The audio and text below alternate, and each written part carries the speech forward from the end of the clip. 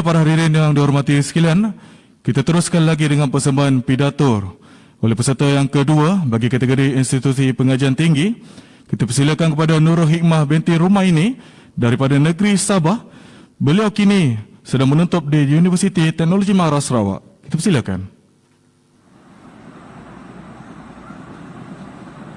Bismillahirrahmanirrahim. Sekarang apresiasi peneraju acara kombinasi intelektual kehakiman penuh berintegriti di kehormat rakan-rakan seperjuangan yang cukup berkredibiliti serta sidang penonton yang dekat di hati. Assalamualaikum, salam sejahtera dan salam perpaduan.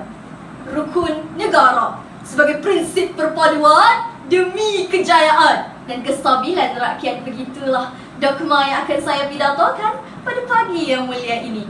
Hadirin, memetik kata-kata Naib Presiden pertama Majlis Perundingan Pelajar Kebangsaan yang menegaskan dalam ideologi kebangsaan bahawa rukun negara bukan sekadar 5 rukun berdiri teguh, sebaliknya tersimpan makna tersurat dan tersirat yang memerlukan penghayatan kukuh masyarakat Malaysia. Perpaduan dapat diertikan sebagai satu gabungan membentuk ikatan, terutamanya dalam kehidupan masyarakat hegemoni seperti di Malaysia. Kejayaan adalah perihal berjaya ataupun kemenangan. Dan yang terakhir, kestabilan rakyat sinonim dengan keseimbangan penduduk dalam sesebuah negara terhadap sesuatu perkara. Maka, wujudlah perkaitan yang rapat. Bagaimana rukun negara dan perpaduan yang erat akan menjamin kejayaan dan kestabilan rakyat? Tidak percaya? Saya bentangkan hadirin 3 indikator utama dengan pendekanan prinsip rukun negara. Yang kedua, kesetiaan kepada raja dan negara. Dan prinsip rukun negara yang ketiga, keluhuran perlembagaan. Sidang hadirin sekalian, pertama, kesetiaan kepada raja mencetus perpaduan. Ingatkah kalian semua sejarah zaman Kesultanan Melayu Melaka?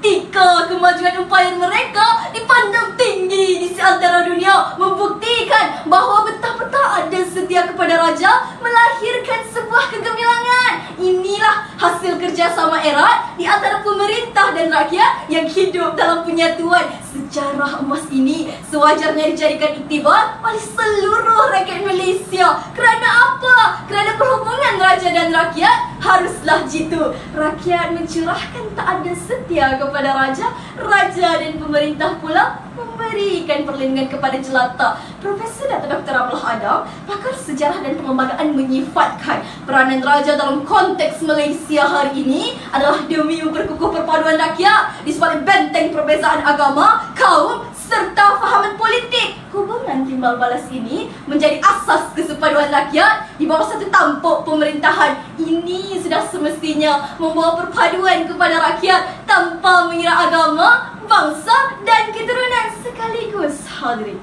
membawa kesejahteraan politik, ekonomi dan juga sosial. Mak kata orang bijak pandai dahulu kala, bersatu kita teguh, bercerai kita roboh. Sidang hadirin berwibawa, kedua, kesetiaan kepada negara pencetus keharmonian. Penghayatan terhadap semangat kebangsaan adalah satu titik permulaan untuk membina negara yang berdaulat. Dengan adanya semangat kebangsaan dan kesetiaan tidak berbelah bagi, maka terbentuklah perpaduan kaum secara konsensus, tidak terputus oleh batas kaum, agama atau mana-mana pengelompokan khusus. Hadirin, mengenang kembali tragedi rusuhan kaum 13 Mei 1969. Pembakaran rumah-rumah individu, pertelingkahan antara kaum dilaporkan selang 10 minit. Sejarah hitam dan kurangnya kesepahaman dan segregasi kaum yang amat ketara di antara rakyat Malaysia pada waktu itu.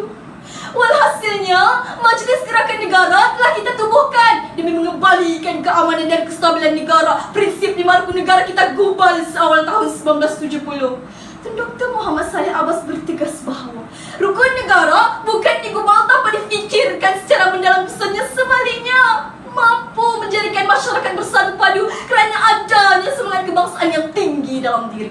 Misalnya, apabila seluruh rakyat Malaysia setia dan cinta akan tanah air, hal ini akan dapat mengelakkan kemasukan pengaruh-pengaruh asing yang akan menjatuhkan ketamadunan negara dan juga rakyatnya. Ayo, bangkitlah, hayati negara kita, negara Malaysia, sebagai kepentingan bersama seluruh bangsa. Warga penonton yang budiman, ketiga, keluhuran perlembagaan teras kesepaduan rakyat.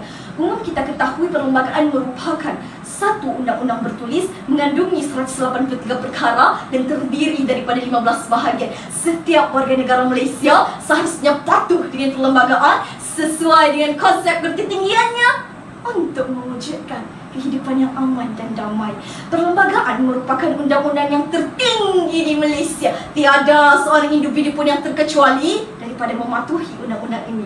Keluhuran perlembagaan inilah menekankan betapa pentingnya perundangan dalam hidup sebagai rakyat.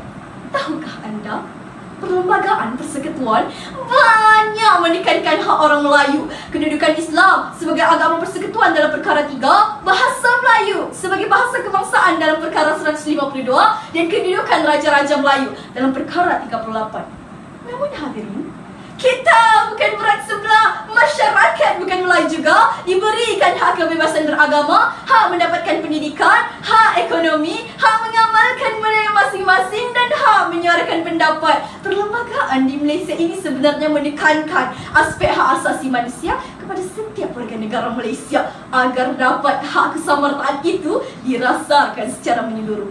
Kesannya, keharmonian rakyat Malaysia terbentuk kerana wujudnya keadilan. Dengan persefahaman yang mantap, rakyat Malaysia dapat mencapai kesejahteraan, malah dapat menjadikan Malaysia sebagai negara yang maju dari pelbagai aspek, terutamanya dalam ketamadunan dan peradaban.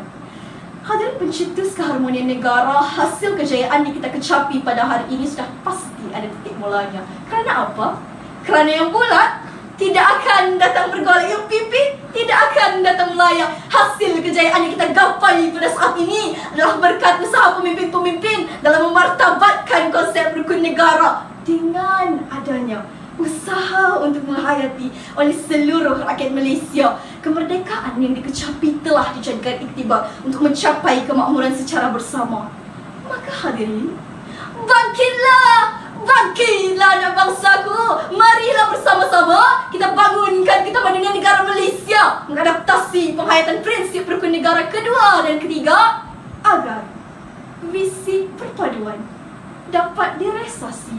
Sekian, wabillahi taufiq wal hidayah. Wassalamualaikum warahmatullahi wabarakatuh.